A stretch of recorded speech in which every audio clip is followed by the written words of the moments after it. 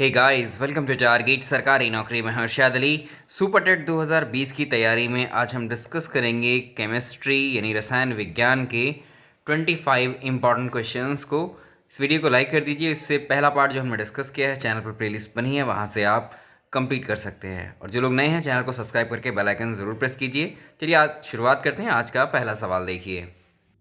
तो वैद्युत तापीय उपकरण के लिए तापीय घटक बनाने के लिए जिस मिश्र धातु का प्रयोग किया जाता है वो कौन सी? वैद्युत तापीय उपकरण होते हैं इलेक्ट्रिकल अप्लायंसेस, मतलब जो आपके घरों में लगे होते हैं, जैसे इलेक्ट्रिक आयरन होती है, रूम हीटर होता है, वाटर हीटर होता है। ये सब इलेक्ट्रिकल अप्लायंसेस है या वैद्युत तापीय उपकरण हिंदी में इनको कहते हैं।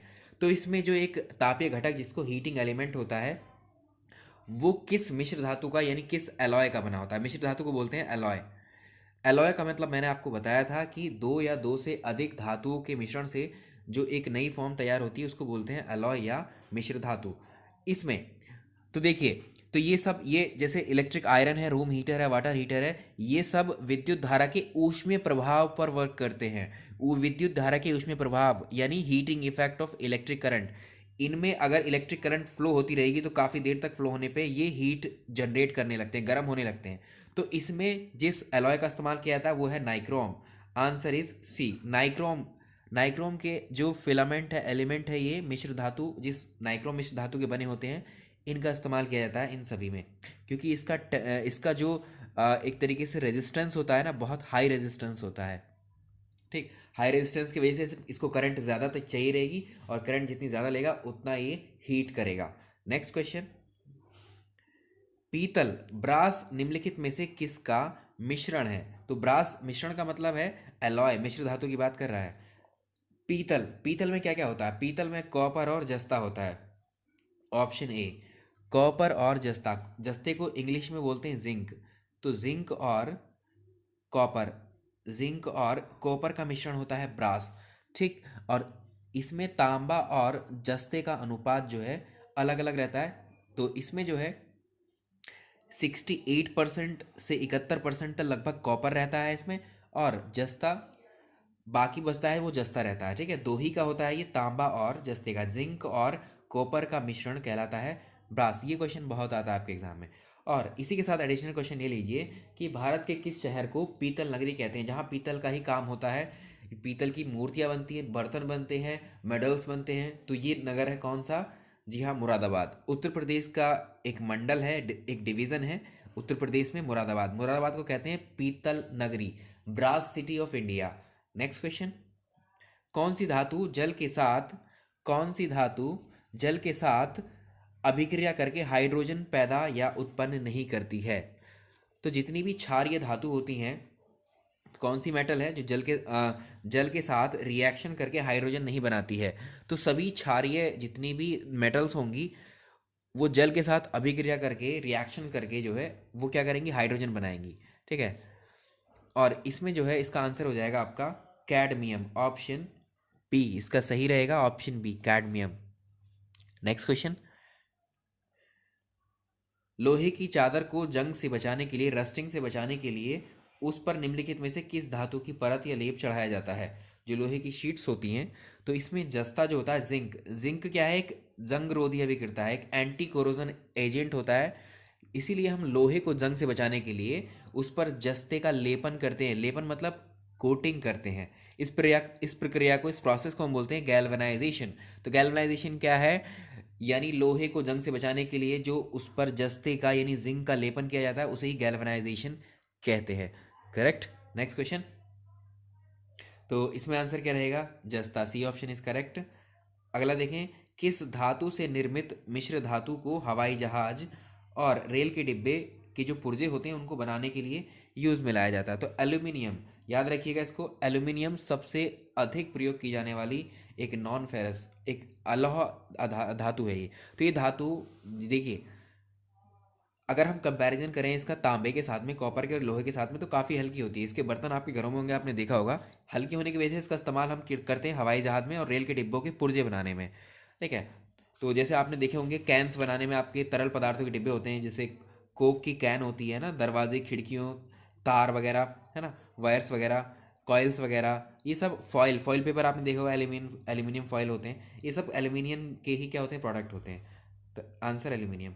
पायरेक्स कांच होता है, पायरेक्स ग्लास को अधिक मजबूत बनाने के लिए इसमें क्या उत्तरदायी है? तो पायरेक्स कांच एक स्पेशल टाइप का एक तरीके से कांच होता है जो सामान्य कांच की अपेक्षा ज़्यादा मजबूत होता है।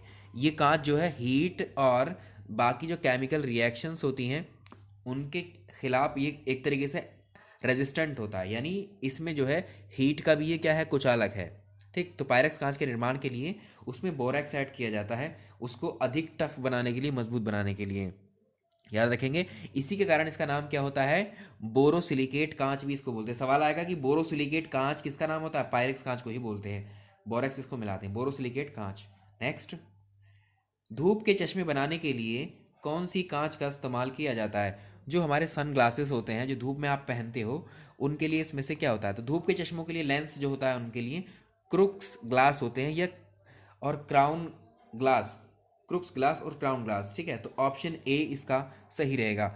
तो क्रुक्स कांच में जो होता है सीरियम ऑक्साइड होता है, सीरियम ऑक्साइड का फॉर्मूला रहेगा सीई, इसको नोट कर लीजिएगा, CeO2, सीरियम ऑक्साइड। ठीक, तो इसमें सीरियम ऑक्साइड जो पाया जाता है ये क्या करता है, जो सूर्य का प्रकाश तेजी से, सूर्य के प्रकाश में जो पराबैंगनी किरणें होती हैं, अल्ट्रावायलेट रेडिएशन को अवशोषित कर लेता है एक तरीके से।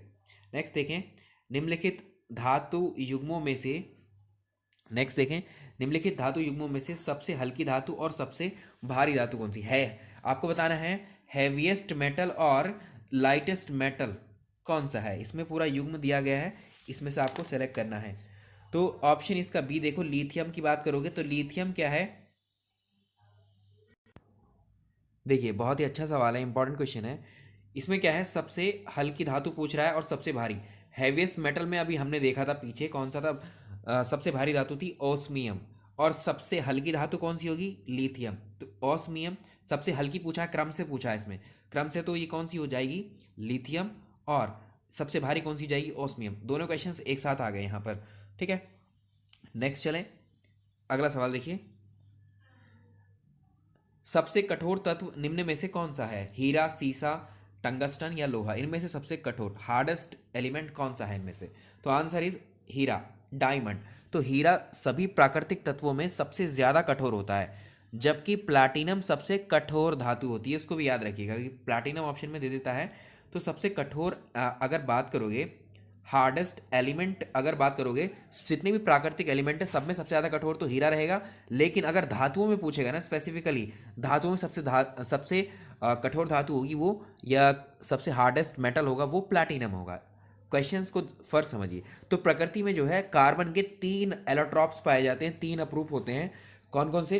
सॉरी, कार्बन के 3 अप्रूप। सवाल आता है कि कार्बन के कितने अप्रूप पाए जाते हैं? 3। एक होता है उसमें हीरा, डायमंड, दूसरा होता है ग्रेफाइट, और थर्ड वन होता है, हाँ, तो थर्ड वन इज बकमिनिस्टर फ्लोरीन होता है। तो हीरा एक क्रिस्टलीय पदार्थ होता है जिसमें कार्बन परमाणु के जो कोवेलेंट्स बॉन्ड बने होते हैं। ठीक है, अब इसमें जो है आंसर आपका हो जाएगा ए ऑप्शन। तो ये एडिशनल क्वेश्चन थे। अब बात करते हैं, आप में से जो एस्पिरेंट्स तैयारी करना चाहते हैं यूपीपीसीएस की, तो अनअकैडमी ने यूपीपीएससी 2021 के फाउंडेशन कोर्स की शुरुआत कर दी है 9 सितंबर से।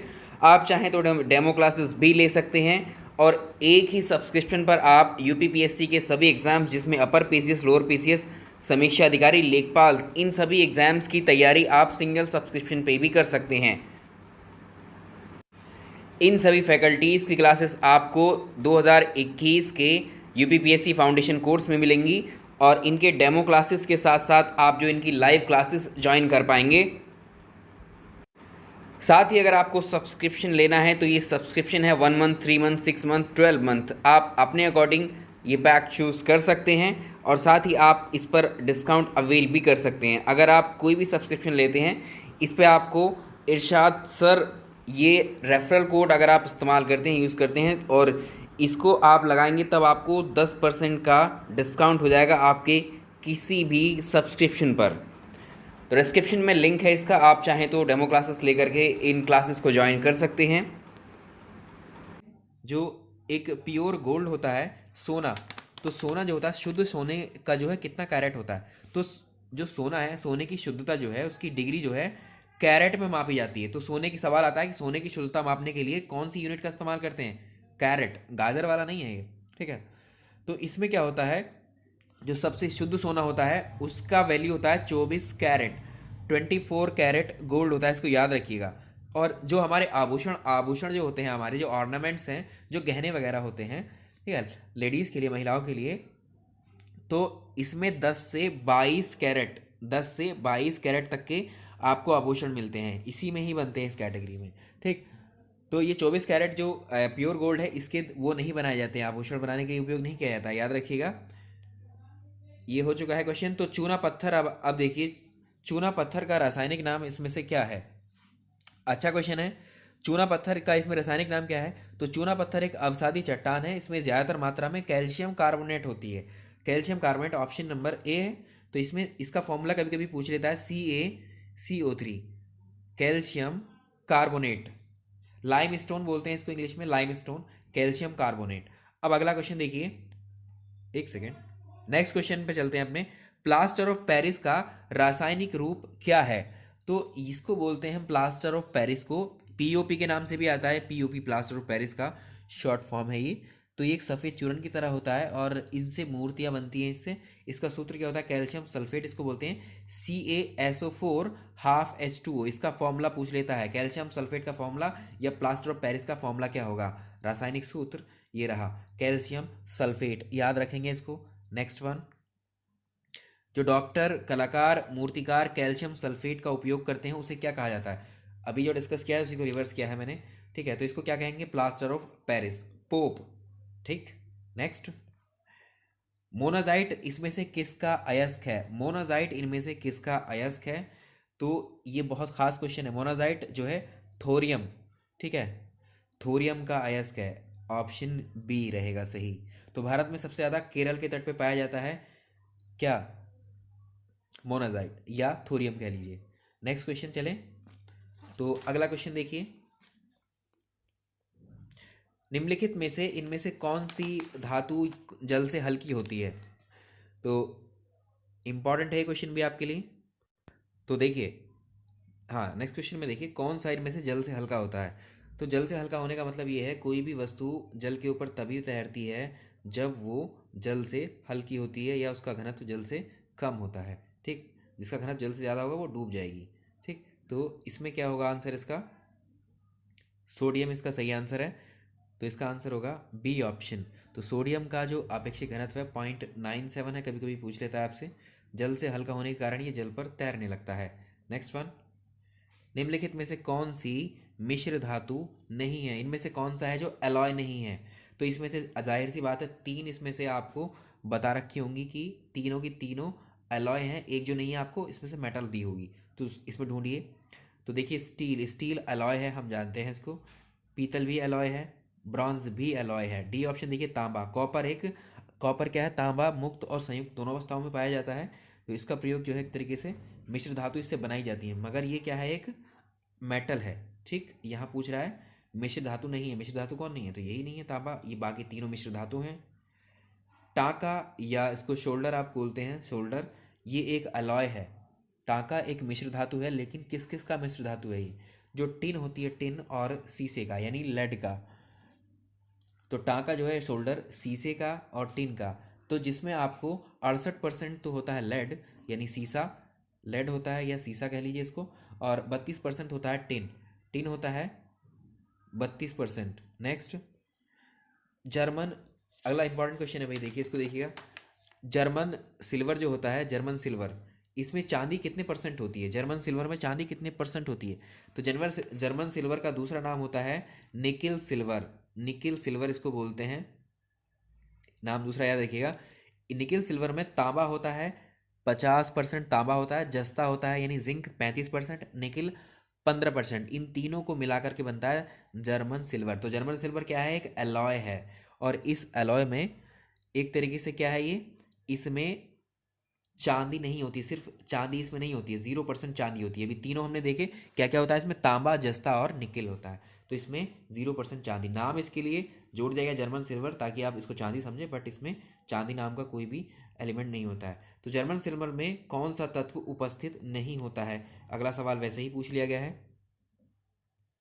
तो जर्मन सिल्वर में निम्नलिखित में से कौन सा उपस्थित नहीं होता? अभी हमने बताया है कि तांबा जर्मन सिल्वर में कितने परसेंट होता है? 50% ये नोट कर लीजिएगा।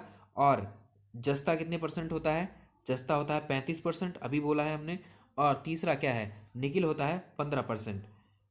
तीन, अब बचा क्या? ये तीनों का ही मिश्रण जर्मन सिल्वर कहलाता था। जर्मन सिल्वर, अगर पूछे जर्मन सिल्वर क्या है, धातु व धातु या अलॉय, तो ये एक अलॉय है। और इसमें क्या नहीं होता? एल्यूमिनियम। ऑप्शन बी एलिमिनेट हो गया। ठीक है, इस तरह से पढ़ाई करना है आपको। नेक्स्ट, पीतल में कौन सी धातुओं का संयोग है? यानी पीतल या ब्रास को पूछ रहा है वो, फिर से ही जैसे पहले पूछा था। ठीक है, तो इसमें तांबा और जस्ता है, सी ऑप्शन।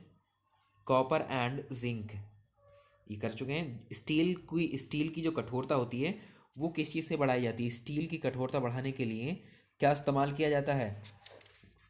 तो क्वेश्चन नंबर नेक्स्ट देखें। तो स्टील को जो कठोरता मिलती है, एक सेकेंड, हाँ जी, तो स्टील को कठोरता प्रदान करने के लिए कार्बन उसमें ऐड किया जाता है, कार्बन की मात्रा। तो इस्पात के साथ उचित मात्रा में जो है मिश्रक मिलाते हैं हम। ठीक है, कार्बन को, लोहे में जितना अधिक कार्बन मिलाते हैं उतना अधिक जो है वो कठोर बनता जाता है। इस्पात मतलब स्टील। ठीक है, नेक्स्ट क्वेश्चन। कार्बन ऐड करते हैं। जंग रहित जो लोहा होता है उसको बनाने के लिए प्रयुक्त होने वाली महत्वपूर्ण धातु कौन सी है?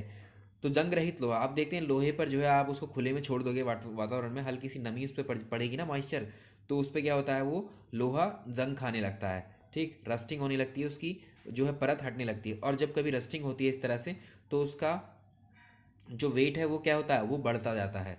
नेक्स्ट, और इसमें क्या है, अब ऐसे जंग रहित लोहे बनाने के लिए हमें जो है क्रोमियम को जो है लोहे में ऐड करना होता है। ठीक है, जब हम लोहे में क्रोमियम को ऐड करते हैं, मिला देते हैं, तो वो जंग रहित बन जाता है। ठीक है, जिससे एक मिश्र धातु स्टेनलेस स्टील आप कहते हैं जिसे, ठीक, स्टेनलेस स्टील इसको बोलते हैं। नेक्स्ट, स्टेनलेस स्टील बनाने के लिए लोहे में क्या मिलाया जाता है? अभी डिस्कस किया है बिल्कुल जस्ट। तो स्टेनलेस स्टील बनाने के लिए लोहे में क्या ऐड किया जाता है? अभी देखा है जस्ट हमने, क्रोमियम तो देखा ही है। ठीक है, इसमें ऑप्शन देखिए, इसमें एक ऑप्शन और ऐड कर लीजिएगा अलग से, ई ऑप्शन डाल लीजिए उसको चाहें तो। ये है क्रोमियम, क्रोमियम और निकिल। ठीक है, क्रोमियम भी मिलाया जाता है, ज़्यादा मात्रा में क्रोमियम होता है, और साथ में निकिल भी होता है, इसको याद रखिएगा।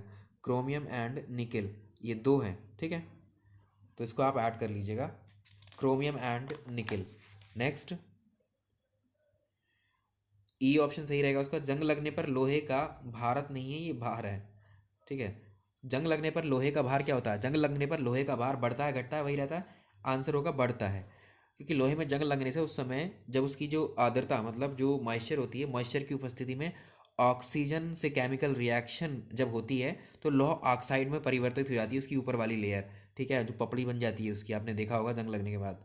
ठीक है, तो इस रिएक्शन के दौरान लोहे के साथ में जो ऑक्सीजन की मात्रा है वो भी ऐड हो जाती है, वो भी जुड़ जाती है, इसलिए लोहे का भार बढ़ जाता है।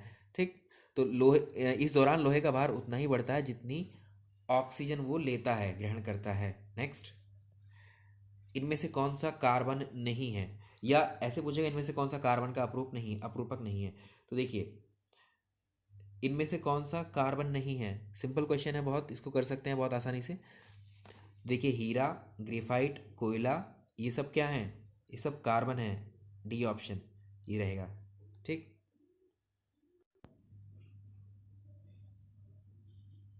ठीक है, तो ये तीनों तो कार्बन के ही रूप हैं, ये तीनों ही कार्बन हैं, तो डी ऑप्शन को एलिमिनेट कर सकते हैं। इसमें कंफ्यूज आप हो सकते हैं, बट ये आप तीनों ही इसके रूप हैं। ठीक है, तो इसको आप कह सकते हैं कि इसको कोई दूसरा डिज़ाइन कर लीजिएगा, बस याद रखिएगा आप, ये तीनों ही होते हैं। और हमने डिस्कस किया था अभी जैसे पीछे ही, ग्रेफाइट होता है, कोयला होता है, हीरा होता है। नेक्स्ट, पेंसिल आपने देखी होगी, पेंसिल एचबी की पेंसिल आप चलाते हैं, एचबी की, 2B की, ये सब पेंसिल होती हैं। इसमें पेंसिल में जो आगे हिस्सा दिखता है ब्लैक वाला जिसको आप लिखते हैं, वो पेंसिल का लेड कहलाता है। वो किस चीज़ का बना होता है? तो ये आपको बताना है। तो पेंसिल के लेड बनाने में ग्रेफाइट का इस्तेमाल किया जाता है, ये बहुत पूछता है। ठीक है, ग्रेफाइट का इस्तेमाल होता है। निम्नलिखित में से किसमें कार्बन पाया जाता है? लिग्नाइट, टिन, लोहा, कौन सा है? निम्नलिखित में से किसमें कार्बन मिलता है? तो ये लिग्नाइट है। ठीक है, लिग्नाइट में मिलता है। लिग्नाइट क्या होती है? जब कोयला बनना शुरू होता है, ठीक है, तो पीट, बिटुमिनस, लिग्नाइट, एंथ्रेसाइट, ये चारों अवस्थाओं में से एक अवस्था है लिग्नाइट जिसमें कार्बन पाया जाता है, इनमें नहीं होता है। तो ऑप्शन ए सही है इसका। तो ये रहे हमारे आज के 25 क्वेश्चंस। कैसा लगा ये लेक्चर आपको, ये सीरीज़ इस तरह की हम कंटिन्यू करेंगे। इसी तरह से हम जो है फिजिक्स के, केमिस्ट्री, बायो के चैप्टर वाइज क्वेश्चंस को करेंगे। जितने भी क्वेश्चंस एक चैप्टर से बन सकते हैं वो सारे डिस्कस करेंगे। ये तरीका ज़्यादा बेस्ट है। Thank you so much. Video को लाइक कर दीजिएगा।